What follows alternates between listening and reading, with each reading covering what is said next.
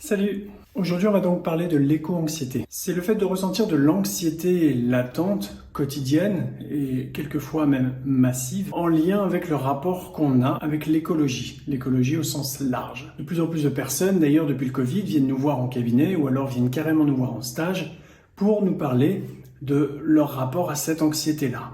Ça devient un problème qui est vraiment récurrent, c'est quelque chose qui les submerge. Effectivement, si on se positionne tous, chacun en lien avec cette problématique qui, elle, est globale, on va se rendre compte qu'on est vraiment très peu de choses et qu'on peut vite se sentir dépassé. C'est-à-dire que qu'est-ce que je peux faire de très concret pour réussir à faire bouger les lignes et à faire bouger les choses dans leur ensemble? Comment moi, tout seul, est-ce que je peux sauver la planète? Effectivement, c'est une question qui est très compliquée. Alors l'éco-anxiété, c'est quelque chose qui, bien évidemment, devient concret pour beaucoup de monde, et puis j'imagine pour vous qui êtes en train de regarder cette vidéo, ne serait-ce que parce qu'on a vécu un été absolument exceptionnel. Il a fait plus de 40 degrés un peu partout en Europe, peut-être même dans le monde, et on l'a vraiment subi cette chaleur. Alors effectivement, comme ça devient quelque chose de redondant, c'est-à-dire que ça fait quand même plusieurs années qu'on se rend compte qu'on est sur des excès de chaleur, ou alors dans certaines parties du globe, dans des excès de froid à l'arrivée de l'hiver, les phénomènes météorologiques deviennent vraiment dramatiques et de manière très consciente, de manière très pragmatique. Les médias, bien évidemment, ont un rôle important à jouer, c'est-à-dire qu'avant on avait un seul canal, voire deux, on avait la télévision avec les 6 chaînes, et puis on avait le format papier. Aujourd'hui, avec Internet et avec les différents réseaux sociaux, il y en a vraiment au large.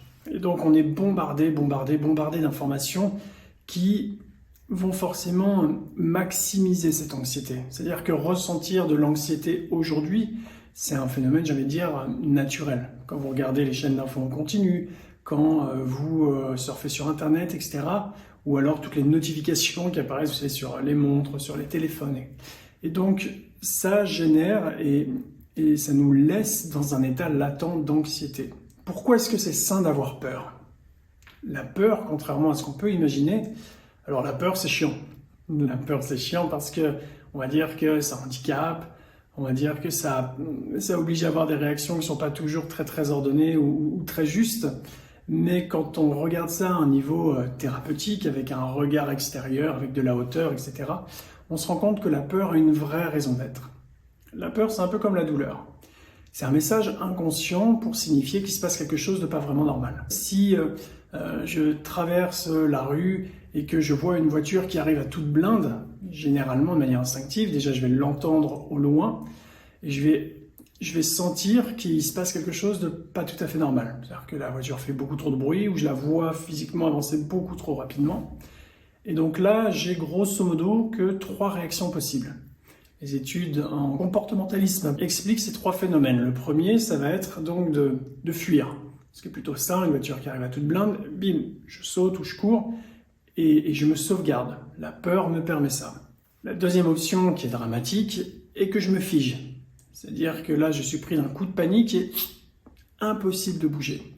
Je suis complètement sidéré. Bon, dans ce cas-là, effectivement, c'est pas terrible. Il peut survenir un accident, mais c'est une réaction physiologique. C'est pas quelque chose que je vais décider.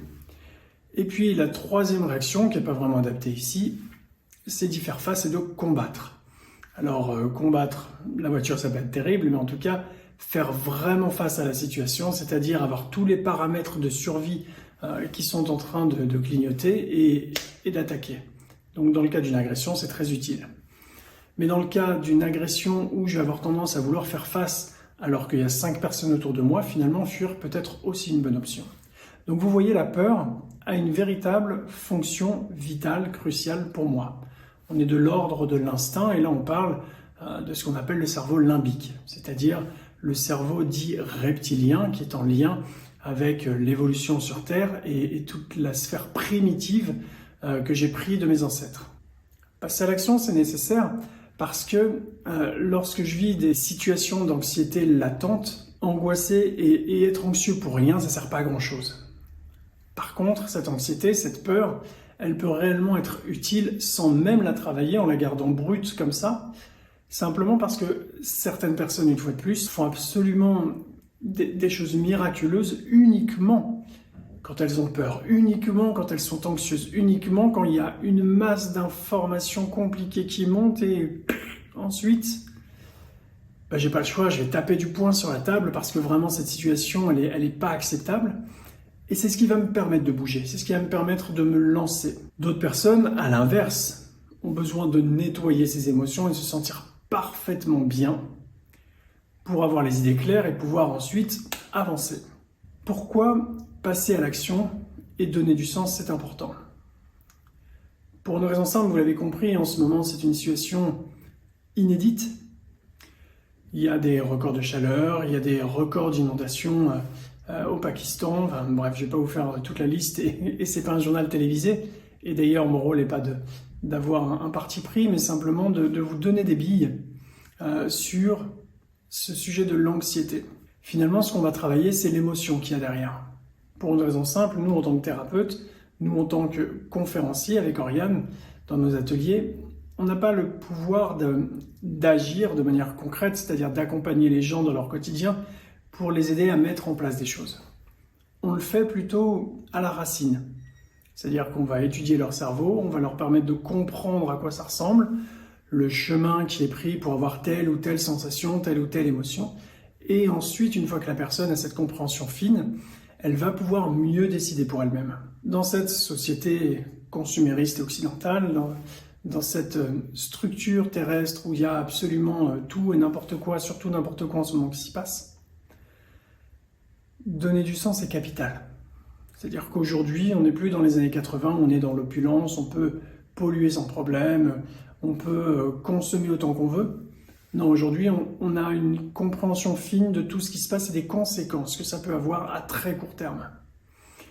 Alors, beaucoup de monde va avoir envie, va avoir même, j'ai envie de dire, besoin d'agir.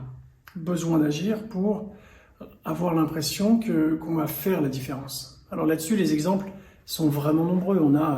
Je me rappelle, on avait vu un documentaire avec Oriane d'une personne qui était excédée de se rendre compte que ces poubelles, qu'elles soient des ordures ménagères ou que ce soit la poubelle jaune à recycler, finissaient systématiquement à la décharge et finissaient par être brûlées.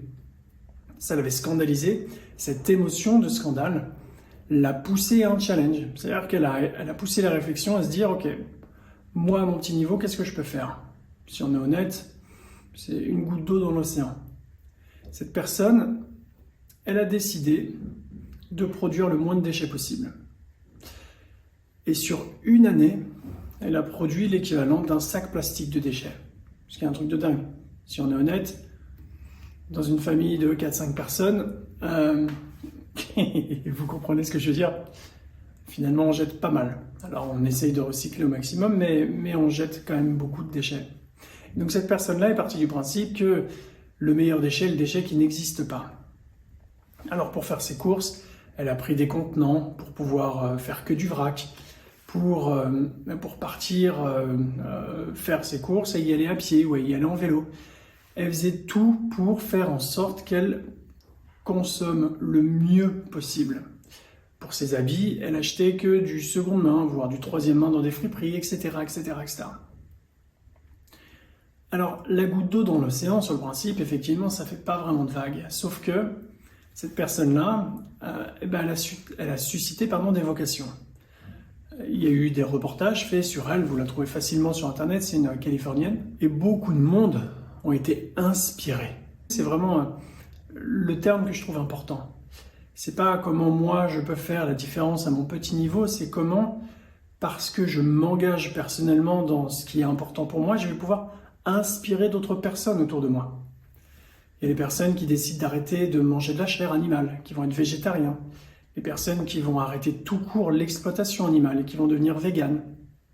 Alors, mon propos n'est pas de dire que ceci est mieux que cela. Moi, j'ai un avis très personnel sur ce sujet.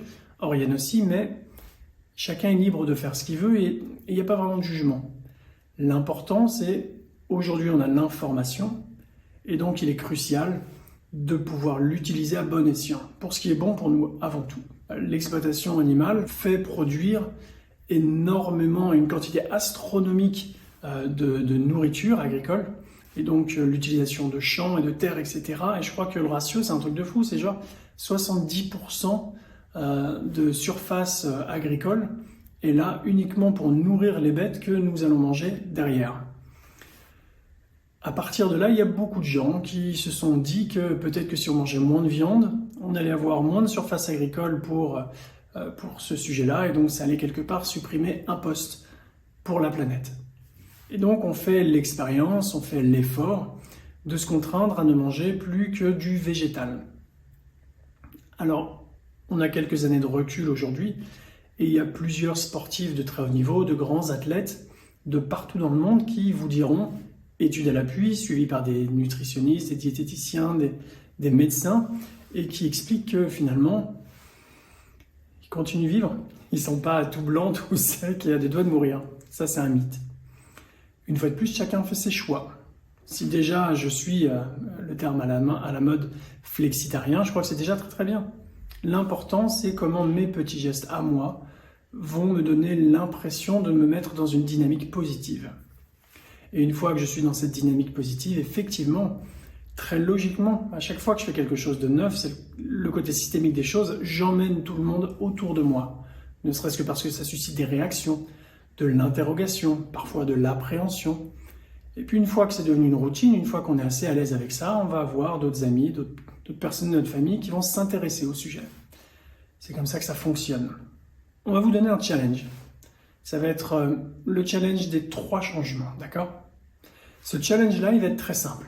À partir d'aujourd'hui, là on est vendredi, jusqu'à vendredi dans 15 jours, vous allez avoir l'obligation, pour ceux qui veulent jouer le jeu bien sûr, de créer 3 changements chez vous en lien avec l'écologie, de manière à prendre en charge cette anxiété et faire en sorte de lui donner du sens. D'accord ? Ces 3 changements, ça peut être divers et variés, ça peut être mieux trier, voire recycler tout court vos déchets, ça peut être en produire moins, ça peut être aller prendre le vélo maintenant plutôt que la voiture si c'est pour faire moins de 10 km, ça peut être de marcher plus, ça peut être de faire à manger pour arrêter d'acheter 10 000 plats déjà préparés avec du plastique, etc. Ça peut être d'avoir un composteur. Il y a des composteurs d'appartements maintenant qui existent. Ça peut... Bref, vous avez compris, la liste, elle est infinie. Et donc, on vous invite, à partir d'aujourd'hui et pendant 15 jours, à réaliser cette expérience. Pendant que c'est en train d'avoir lieu, envoyez-nous des messages, envoyez-nous des photos, envoyez-nous vos commentaires, vos ressentis. Et puis si vous avez besoin de tips pendant le temps pour tenir le choc ou au contraire pour avoir une discussion, n'hésitez pas, ce sera avec grand plaisir.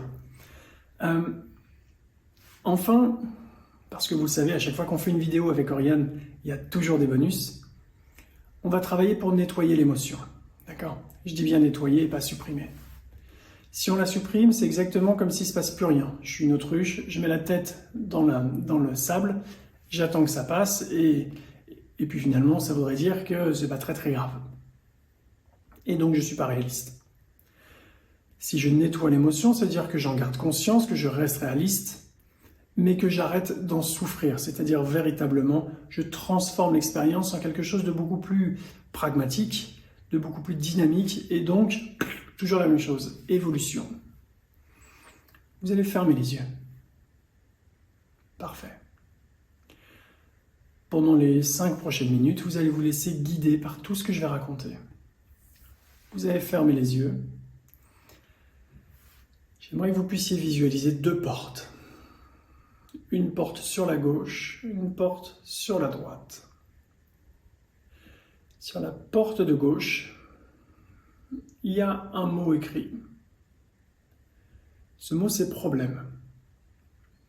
Sur la porte de droite, le mot est solution. Vous allez écouter votre respiration et observer, alors même qu'il ne se passe rien du tout d'autre que le fait d'entendre ce que je raconte, vous allez observer les réactions physiologiques de votre corps.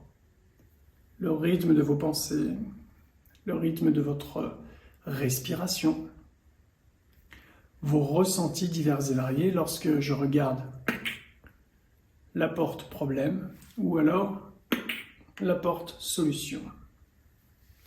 Prenez un temps pour observer comment réagit votre corps. Là, on n'est pas du tout dans l'intellectualisation, on est vraiment dans le ressenti. Très bien. Maintenant, vous allez pousser la porte du problème.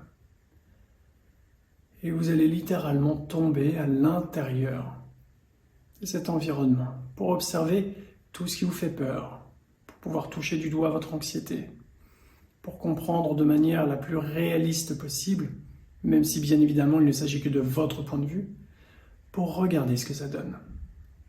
Finalement, avoir une conscience un peu de l'extérieur en défocalisant, un peu comme lorsqu'on regarde la télé, pour avoir le problème dans son ensemble. Qu'est-ce qui dans ma vie de tous les jours, qu'est-ce qui dans mon environnement proche fait que c'est compliqué? Et aussi bizarre que ça puisse paraître, je ne veux pas qu'on travaille ça, je veux juste que vous alliez prendre les informations, prendre les ressentis, comprendre ce qui s'y passe. Prenez le temps. Prenez le temps de vous en imprégner parce que c'est très important. Et une fois que vous avez bien saisi le concept, en même temps si vous regardez la vidéo, c'est que... Et vous allez faire un pas en arrière pour refermer la porte du problème.